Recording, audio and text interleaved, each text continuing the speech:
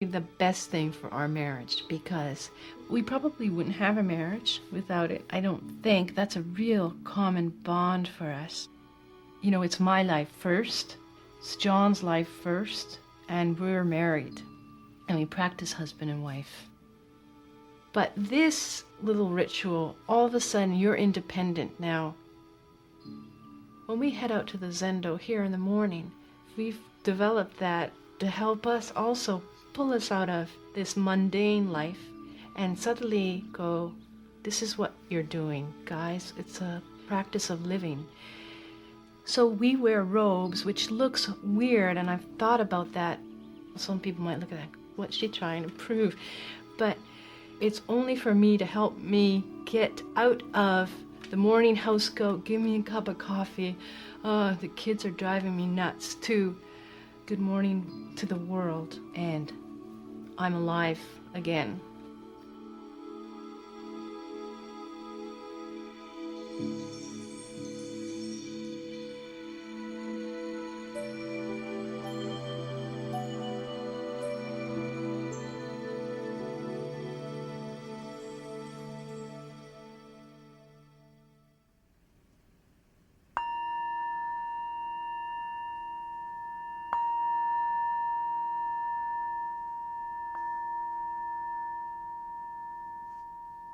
The point of ritual and formal practice in Zen is, first of all, it creates a very strong atmosphere in the meditation hall. The practice of bowing is a kind of a practice of softening yourself to really accept your real nature as a human being, the nature of being an awakened, wise person that you are, but you don't know it yet. You're struggling to get to know that. You know, our lives are very surface-oriented, and in many ways, what concerns us is kind of trivial. And so we need some help, you know, getting to that which is inside us that is deeper, calmer, and wider than that. Often we can't find that stuff on our own, but with the help of these ritual containers, we get to that. In Zen, we make a practice of this questioning. I think a lot of Western people are allergic to religion and allergic to religious forms. It somehow reminds them of something in their youth that they didn't like.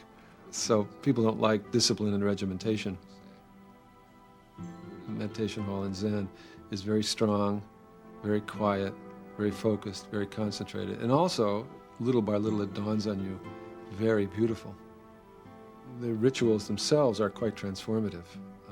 You know, somehow they really touch you deeply.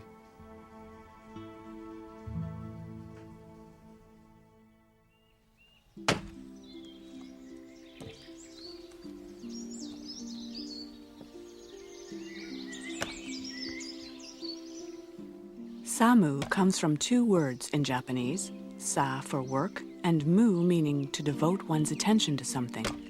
In traditional Zen monasteries, Samu is work that encourages mindfulness.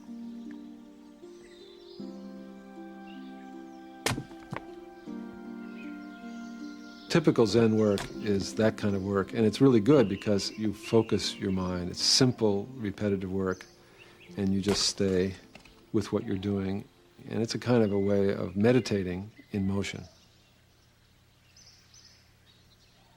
When you chop wood, you just chop wood. You give yourself completely to chopping wood. When you carry water, you give yourself completely to carrying water. And there's a kind of a beautiful appreciation and clarity and gratitude that comes out of whatever it is that you're doing. That's the point. Whatever it is that you're doing. If you really can be faithful to every moment of your experience, this is meditation.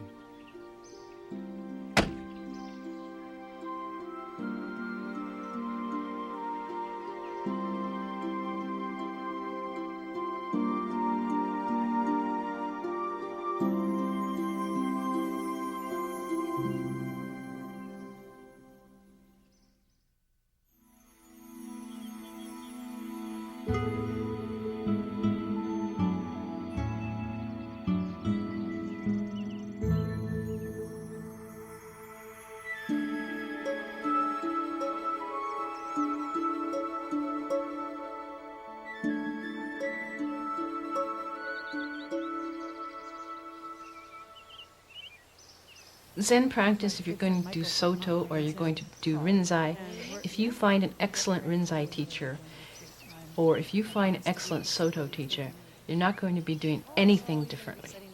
Yeah, I'm setting this weekend retreat up with Norman Fisher. Michelle's neighbor, Jeannie Robinson, studies with Norman Fisher in the Soto tradition of Zen, while Michelle herself practices Rinzai. But they've worked out a friendly way of sitting together. The teacher that I went to was a Rinzai, and I didn't know the differences so clearly, but Jeannie, who I met up with and started sitting with, is Soto. We think about, well, probably about a year and a half. We've been sitting together, I'd say. And then that first big problem was that you faced the wall, and we didn't. Yeah, yeah, that's pretty dramatic difference. But ultimately, they're just forms. Yeah. They're just forms. How we worked it out was I showed her our forms in the Soto Zen practice. She showed me, she and John both, their forms, and it wasn't a problem. The space spoke to us. Rinzai Zen has much less ritual than Soto, and the students sit facing each other in the meditation hall.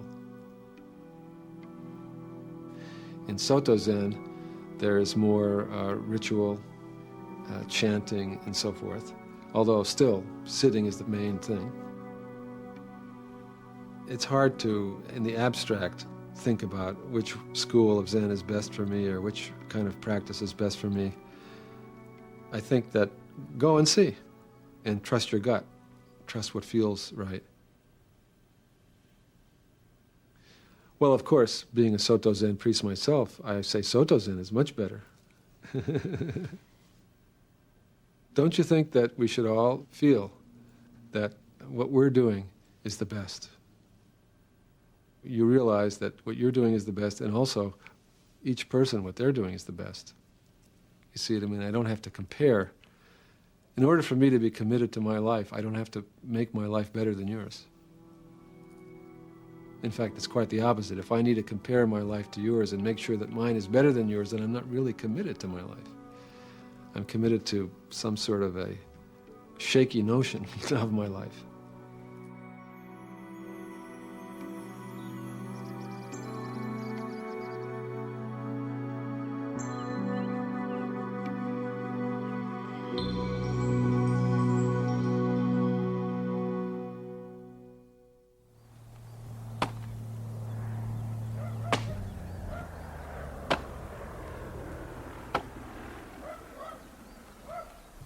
Once